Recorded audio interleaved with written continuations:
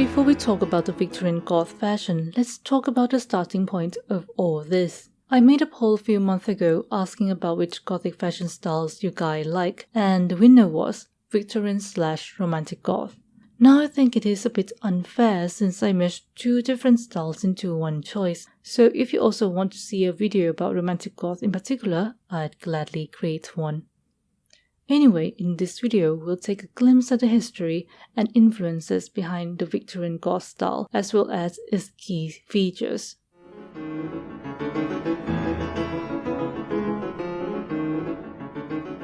History of sort. Victorian Goth is a style that mixes Victorian clothes with Goth sensibilities. It is, of course, not just Victorian clothes in black.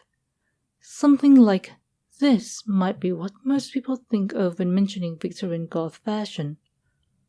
Finding exactly how Victorian Goth style came to be is quite challenging, but it is not very hard to see why Victorian Goth has become a thing.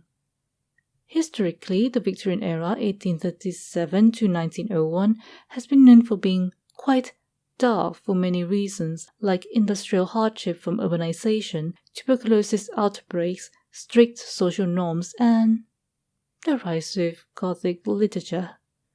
Some of you may already have heard of this, some of you may not, but many people in the Victorian era became enamored with the symptoms of tuberculosis, which include having pale skin while having flat cheeks and lips, which came from the fever, very thin body, and dilated eyes. Not a very healthy thing to be enamored with, but it did become a trend. But one particular event that influenced Victorian Goth style so much was the cult of mourning, rooted in Queen Victoria's long grief after the death of Prince Albert, her husband, in 1861. Basically, she wore black her entire life after his passing, and this set the standard for a very specific mourning dress code that can be divided into many stages, including 1. Deep mourning, where people, often widows, wear matte black clothes with no decorations and no other color at all. The only allowed contrast was a white tarlatan cap. Then second, the first mourning, where you allow decorations but still in all black. 3. In the second mourning, more elements are allowed, like white collars and cuff. Lastly, in the third mourning stage, more muted colors are allowed, like light grey and white. The rules might be slightly different based on where you get the guideline, but that was the basic of it. Also, Gothic literature was popular in Victorian era, like Strange Case of Dr. Jekyll and Mr. Hyde in 1886, The Picture of Dorian Gray in 1890, and Dracula in 1897. And it was also the era that many architectural styles got revived, including the Gothic Revival. Examples are in the Palace of Westminster and St. Pancras Railway Station. Not only in Victorian England did the Gothic style flourish, it was also in America that authors like Edgar Allan Poe wrote horror and Gothic stories. Speaking of Edgar Allan Poe, during the time I was on break, I was reached out by Double Eyelid, a Gothic art rock/dark wave project about the 21-minute episode adaptation of The Telltale Heart. It's a dramatic read, switching with singing vocals and backup with dark music in the background. I'm not sponsored by the project, they reached out and I think this is very creative and compelling. Also, Telltale Heart has always been my favorite piece of literature, and I hope to share this joy of discovering something cool with other people, or especially you guys. This might be a bit of a sidetrack, but this thought had been in my head for a while now that I want to create a new section in my video to give a shout out to niche creators of something dark and fantastic. So if you're an artist or creator of anything dark and gothic, feel free to reach out to me through my email. It's not a promise, and of course I hope there will be sponsors reaching out one day, but this is more like a little something I want to give to this community for free. And some cool Gothic updates are fun.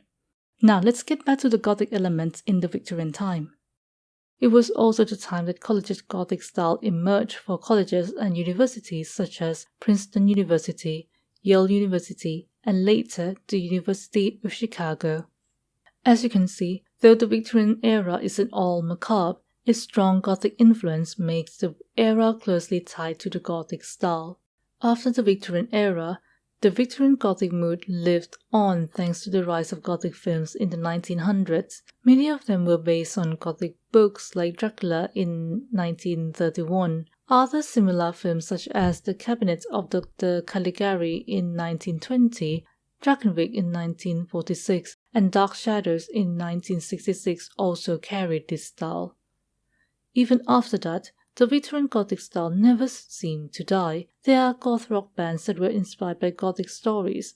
One good example is the first Gothic rock song, Bela Lugosi's Dead, released by Bauhaus in 1979, referencing the iconic actor Bela Lugosi, best known for his portrayal of Dracula. There are still new Gothic books and films being published in the 20th and 21st centuries. The well-known ones include Tim Burton's whimsical, airy, and expressive films, featuring Victorian or Victorian-inspired characters among his many distinctive character designs. Another important example is Anne Rice's Vampire Chronicles. The books were so popular that they led to the emergence of the Vampire Ball event, where people dressed like vampire aristocrats.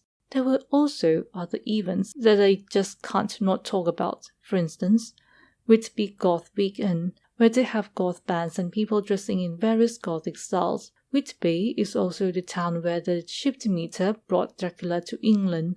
One interesting thing apart from the event itself is that there is a museum of Whitby jet where they display jet jewelry. That means for people who are into Victorian Gothic style, you can go enjoy the event and tour the ornate jewelry on the same day. Well, maybe not on the same day, but at least on the same trip. Another event is the Wave Gothic Treffen in Leipzig, Germany. This event brings together fans of dark subcultures and music, including goth rock, cybergoth, dark wave, industrial, EDM, and noise, as well as fans of period-inspired styles like neo-folk, neo-medieval, neo-classical, and most importantly, steampunk, which also draws heavily from Victorian aesthetics. Before we move on to the next session, these are just my observations on how the Victorian Goth style came to be and why it still remains popular. If you have other input, they are greatly appreciated.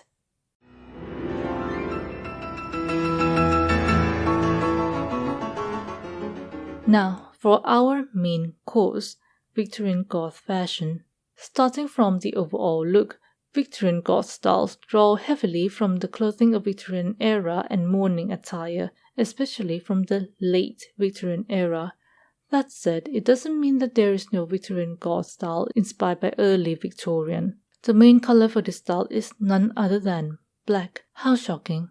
Accent colors often include deep jewel tones like scarlet, emerald green, blue, or purple, as well as muted shades like lilac, mauve, or grey. But you don't have to stick to just these. Personally, I think white Victorian Goth looks quite beautiful and ethereal too. Materials used in the Victorian Goth style are often refined like velvet, satin, and brocade. But of course, this can be used together with other simpler fabrics, and leather is often used for footwear and accessories. Fabric for this style does not always come in plain options. Patterns are often used to enhance a dark and delicate look, especially damask. Stripes are another pattern commonly seen in the Victorian Goth fashion. For a feminine look, we can often see shirts and blouses, especially ones with high collar or square or sweetheart or off-shoulder neckline. The tops are often cinch-waisted with bodices or corsets. Fun fact about corsets: corsets slowly faded out of everyday wear after the World War I and were replaced by brassiers. That was also when the flapper figure became the silhouette of the early 20th century. Some people may view corsets as a symbol of patriarchal control, restricting women in a wraps waist shape. I'm not going to discuss if that is true or valid or not, but even after the corset is gone, there are still social expectations as a whole for women to be slim. One extreme example is the early 1900s tapeworm diet in the form of a pill. Modern movies tend to portray corsets as a restricting symbol, with scenes showing how female characters wear corsets ridiculously tightly. While that may have happened at some point in history, corsets in the past were more like bras, meant to provide support rather than just create a tiny waist. Some people view corsets in a totally different way. They may view them as symbols of empowerment and choice, since women can basically create their own shape through corsets. Now, enough about corset. Let's get back to the rest of the outfit. Bottoms and dresses often include full skirts supported by crinolines, hoop skirts, or bustles, or if not, then skirts are in long mermaid shape or A-line shaped skirts with multiple layers. Both tops and bottoms are often decorated with ruffles or laces. For accessories, Victorian Goth outfits usually include long gloves, veils, parasols, brooches, bonnets, and ornate jewelry in black or jet or in other colors. And one thing we can't forget is a hat, especially brim hats or hats with turn-up brims. These can be decorated with flowers, feathers, beads, or wear with veils, or decorated with macabre elements like skulls or bats, even though crosses are not macabre but also crosses. And hi, this is Future Casket. After I edited the male part, I realized I forgot to mention pocket watch, monocle, glasses, and walking sticks. Footwear that fit this style includes ankle and mid-calf boots, often laced up. Heels, particularly chunky and curved ones, are also a classic choice, along with Mary Janes and Oxford shoes. Now that we have the overall pieces, let's talk about hair. Hairstyles can vary from neat to loose updos. It can be long, curl, or straight hair, and can even include teased hair or bangs. And it doesn't mean that you always need to stick to these hairstyles. Of course, a short hair would work for a Victorian Goth look too. Last but not least, makeup.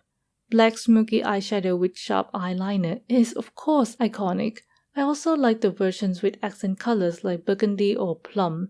Many Victorian Goth looks do include pale foundations for a ghostly appearance. There are also looks with high chic bone contour and rosy cheeks. Dark-colored lips like black and burgundy give a gothic look, but pale lips are not out of place. Actually, there are many people who wear this style with more natural makeup or with little to no makeup as well.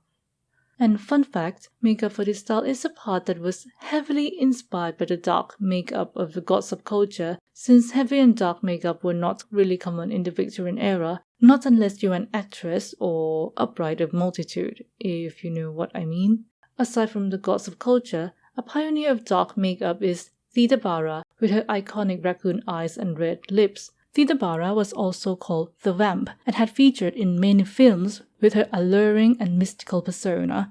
One notable example is A Fool There Was in 1915. For a masculine style, here are some main elements. High collar or stand-up collar shirt. Ruffle decoration is common but usually less noticeable, let's say, compared to the feminine style. On top of the shirt, put a layer or two of outerwear, for example, tailcoat, frock coat, capes, richly patterned vest or waistcoat to make the look more complete. For bottoms, you can't go wrong with tailored trousers or Victorian high-waisted trousers with double buttons. One of the most iconic masculine Victorian Gothic accessories. Why is that such a mouthful? Well, one of the most iconic masculine Victorian Gothic accessories, let's say, is a top hat, which of course can be decorated with velvet cloth, beads, feathers, trinkets, or embroidery. Other accessories are brooch, pocket watch, walking stick, cravat, jabot, necktie, signet rings, or just rings in general, or other jewelry. Did I forget to mention glasses and sunglasses? Yeah, I did. Shoes for this style include leather shoes, Oxfords, and brogues. One with pointed toe designs are also commonly seen.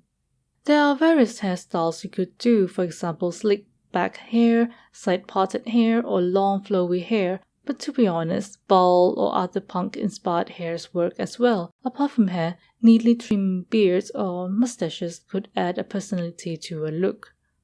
Like other Gothic styles, makeup ornament is not unusual, though also not required. Those who do put makeup on usually go for smoky dark eyeshadows and add some eyeliner. A pale look can also add to the Gothic look, but as mentioned, not required, and lips are often black.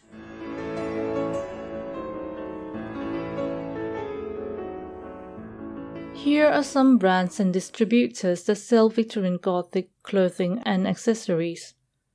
Goth Oasis, Dracula clothing, punk rave, phantasmagoria, boudoir noir, la femme noire, shrine of Hollywood, otherworld fashion, devil night, and of course, Jack in a Box, which sadly is no longer active, but you can still find their items second-handed.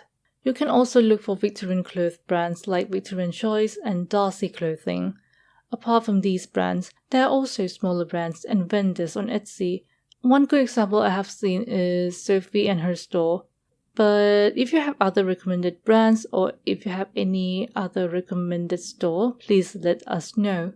Instead of searching for items specifically labeled as Victorian Gothic, you can also search for pieces that fit with this style instead, like search for ruffle shirts or search for lace gloves. There are also amazing people who can DIY their own clothes, or some might do a smaller project like adding frills or laces to their normal cloth items. One thing I see quite often is Gothic jewelry DIY videos.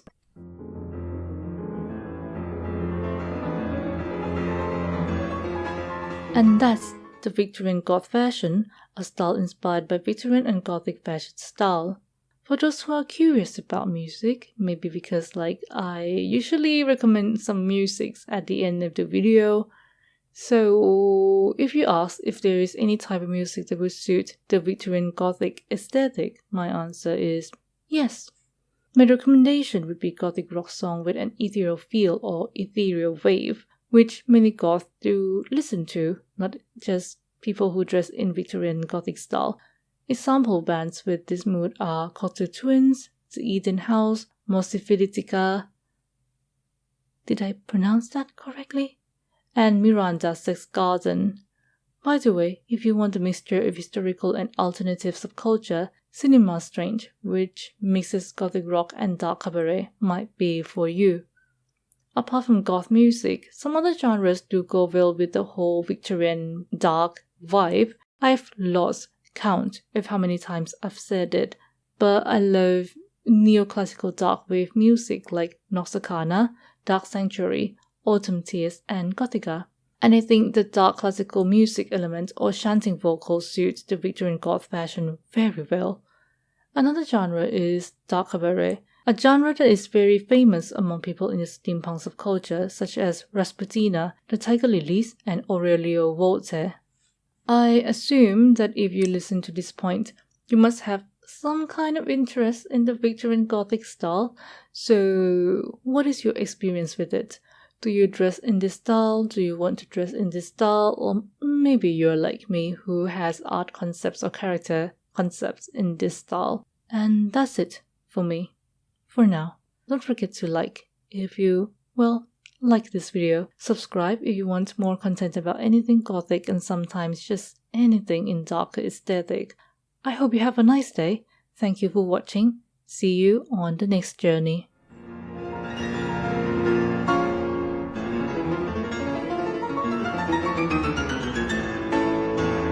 I never really dress up fully in Victorian Goth style. I sometimes do an inspired version or a toned down version of it. More often than not, my look is more loose-fitting. But saying loose-fitting, it kind of reminds me of Victorian sleepwear somehow.